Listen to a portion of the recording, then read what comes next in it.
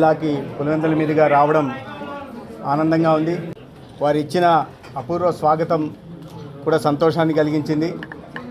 ఇవాళ ఈ కొత్త ప్రభుత్వం ఎన్డీఏ ప్రభుత్వం గౌరవ ముఖ్యమంత్రి చంద్రబాబు నాయుడు గారి నాయకత్వంలో, పవన్ కళ్యాణ్ గారి నాయకత్వంలో ఏర్పాటై 100 రోజులు దాటిన సందర్భంగా ప్రజలు ఎక్కడ చూసినా కూడా ఈ ప్రభుత్వం పట్ల ఒక సానుకూల స్పందనను వెలుబుచ్చుతున్నారు.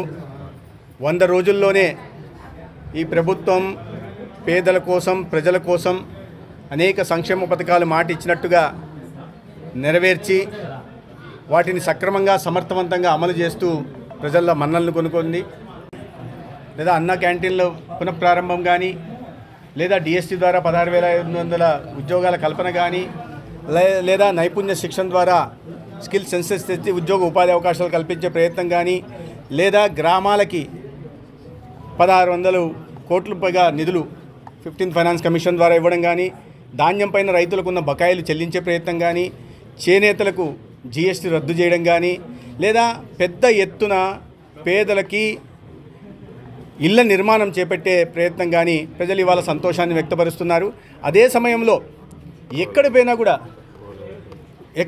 కూడా అంటే అభివృద్ధికి సంబంధించిన పోలవరం కానీ, లేదా అమరావతి కానీ, లేదా మెట్రో రైలుకు సంబంధించి ప్రతిపాదనలు కానీ, లేదా 7-8 జిల్లాలకి, వెనుకబడిన జిల్లాలకి ప్రత్యేక ప్యాకేజీ కానీ, ఇతరత్ర అభివృద్ధి కార్యక్రమాలలో కూడా ఇవాళ ఈ ప్రభుత్వం సానుకూలంగా ఉంటూ గౌరవ ముఖ్యమంత్రి గారు పదే ఢిల్లీకి వెళ్తూ కేంద్రం నుంచి రావాల్సిన నిధుల కన్నా ఎక్కువ మొత్తంలో తీసుకొస్తున్నారు. ఇదంతా ఒకవైపు సానుకూలంగా నడుస్తూ ఉంటే, రెండో వైపు ఇప్పటికి కూడా ప్రజలు కలిసిన సందర్భం ఎక్కడికి వెళ్ళినా కూడా వాళ్ళు వినతి పత్రాలు ఇస్తూ ఉన్నారు.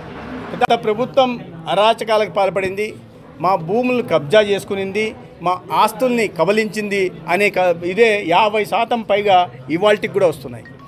గత 5 సంవత్సరాల్లో ఎటువంటి రాక్షస పాలన, ప్రజా వ్యతిరేక పాలన సాగిందనేది మనకు తెలుసు. అదృష్టవశాత్తు కొత్త ప్రభుత్వం వచ్చిన తర్వాత వాళ్ళు తెచ్చిన ఒక రాక్షస చట్టం ఏదైతే ఉందో, నల్ల చట్టం, ల్యాండ్ టైటిలింగ్, దాన్ని వెంటనే రద్దు చేయడం ప్రజలు సంతోషాన్ని వ్యక్తపరుస్తున్నారు. లేకుంటే ప్రజల ఆస్తులకు రక్షణ లేకుండా పూర్తిగా అద్దంలో వాళ్ళు చేసుకున్న ఆస్తులు, కబ్జాలు చేసుకున్న ఆస్తులకు చట్టభద్రత కల్పిస్తున్నాయి. భవిష్యత్తులో చేయబోయే ఆస్తులు, కబ్జా చేయబోయే ఆస్తులు కూడా చట్టభద్రత కల్పించాలనే ఉద్దేశంతో ల్యాండ్ టైటిల్ యాక్ట్ తేవడం జరిగింది. దాన్ని రద్దు చేయడం పట్ల కూడా ప్రజలు సంతోషంగా ఉన్నారు. నేను ఒక విప్లవాత్మక మార్పులు తీసుకొచ్చానని, మీరు ఎక్కడ పోయినా కూడా విలేజ్ హెల్త్ క్లినిక్లు 12,000 కట్టాల్సి ఉంటే కట్టింది 3,000 మాత్రమే. ప్రైమరీ హెల్త్ క్లినిక్ల పరిస్థితి దారుణంగా ఉంది. ప్రతి బిల్డింగ్ కూడా శిథిలావస్థలో ఉంది. ఎక్కడ కూడా డాక్టర్లు సరైన సంఖ్యలో లేదు, పారామెడిక్స్ కానీ, నర్సింగ్ స్టాఫ్ కానీ లేరు. ఇక టీచింగ్ హాస్పిటల్స్లో పెద్ద ఎత్తున బోధనా సిబ్బంది కొరత ఉంది.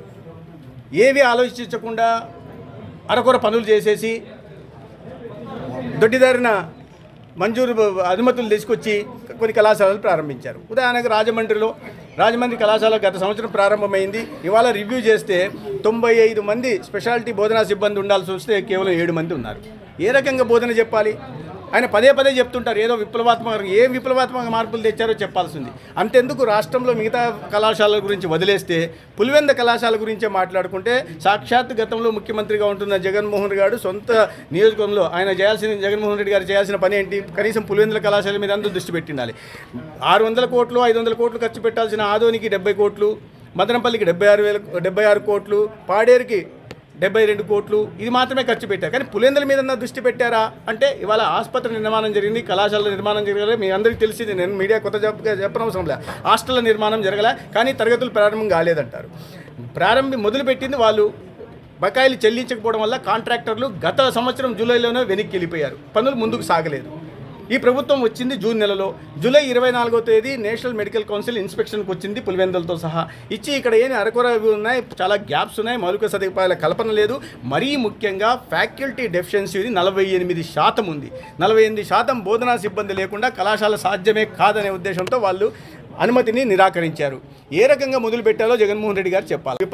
మీరు తెచ్చిన విప్లవాత్మకమైన మార్ప, బోధనా సిబ్బంది నియామకం మీ సొంత నియోజకవర్గంలో చేయకపోవడం మీరు తెచ్చిన విప్లవాత్మకమైన మార్ప, లేదా ఇతర కళాశాలల్లో 500 కోట్లు ఖర్చు నుంచి 600 కోట్లు ఖర్చు పెట్టాల్సి వస్తే కేవలం 71 కోట్ల ఖర్చు పెట్టి అక్కడ తరగతులు ప్రారంభించలేకపోయారు. ఈ ప్రభుత్వ అసమర్థత అని చెప్పడం మీ విప్లవాత్మక అంటే, మీరు చేసిన తప్పుల్ని ఈ ప్రభుత్వం మీద నెట్టే ప్రయత్నం చేస్తున్నారు. కనీసం ఇక్కడ జగన్మోహన్ రెడ్డి గారికి ఒక విషయం మాట్లాడారు. రడ్డు దీని మీద అంతా నేతి దీని మీద జరుగుతుంది. మేము ఎప్పుడు చెప్తున్నాం, హిందూ ధర్మము నిధులతో ప్రార్థనా మందిరాలను నిర్మించారు. మెడికల్ కాలేజీని కళాశాలకి అనుబంధంగా కళాశాలని హాస్టల్ నిర్మించాలనే పాపం ఆయనకి ఆలోచన లేదు. మళ్ళీ ఆయన సెక్యులరింగ్ గురించి పెద్ద గొప్పని చెప్తారు. ప్రభుత్వ డబ్బులతో ప్రార్థనా మందిరాలు నిర్మించకూడదనే నిబంధన కూడా తెలియకుండా వాటిని కూడా ఉల్లంఘించి అనేక చోట్ల ఈ రకంగా చేశారు. వాటి మీద ఉన్న శ్రద్ధ, మత వైషమ్యాలు పెట్టి ఒక ఓటు బ్యాంకును తయారు చేసుకోవాలన్న విషయం మీద ఉన్న శ్రద్ధ, పేదలకు నాణ్యమైన వైద్య విద్య అందించాలా, మౌలిక సదుపాయాల కల్పన చేయాలా, పెద్ద ఎత్తున అసిస్టెంట్ ప్రొఫెసర్లని, అసోసియేట్ ప్రొఫెసర్లని నియామకం చేసి ఒక నాణ్యమైన విద్యా బోధన అందాలా, వైద్య విద్యను అందించాలనే ఆలోచన లేకపోవడం కడప జిల్లా పులివెందుల చేసుకున్న దురదృష్టము. కడప జిల్లా ఆంధ్రప్రదేశ్ కూడా చేసుకున్న దురదృష్టంగా 5 సంవత్సరాలటువంటి వ్యక్తి పాలనలో ఈ రాష్ట్రం మగ్గాల్సి వచ్చింది. దానికి తగినట్టుగా ఆయనకు ఆ గుణపాఠం నేర్పారో కూడా ఆయన తెలుసుకోవట్లేదు. ఒకసారి ఆత్మపరిశీలన చేసుకొని భవిష్యత్తులో మంచిగా పాలన అందిస్తున్న, ఇటువంటి ఆర్థిక ఇబ్బందులున్న, ఒడిదుడుకులున్న, ప్రతికూల పరిస్థితుల్లో కూడా 100 రోజుల్లోనే ఒక మార్పు తీసుకొచ్చి ఇవాళ ప్రజల్లో మంచి ఒక సానుకూల వాతావరణాన్ని నెలకొల్పుతున్న గౌరవ ముఖ్యమంత్రి చంద్రబాబు నాయుడు గారు, పవన్ కళ్యాణ్ గారు, వీరికి ఆశీస్సులు అందిస్తూ కేంద్రం నుంచి నిధులను అందిస్తున్న నరేంద్ర మోడీ గారు చేస్తున్న పనుల్ని నిర్మాణాత్మక ప్రతిపక్షంగా ఉంటూ తప్పుంటే తప్పుగా చూపిస్తూ ఒప్పును ఒప్పుగా చూపిస్తే ప్రజలు కనీసం భవిష్యత్తులోనే ఆదరిస్తారన్న విషయాన్ని జగన్మోహన్ రెడ్డి గారు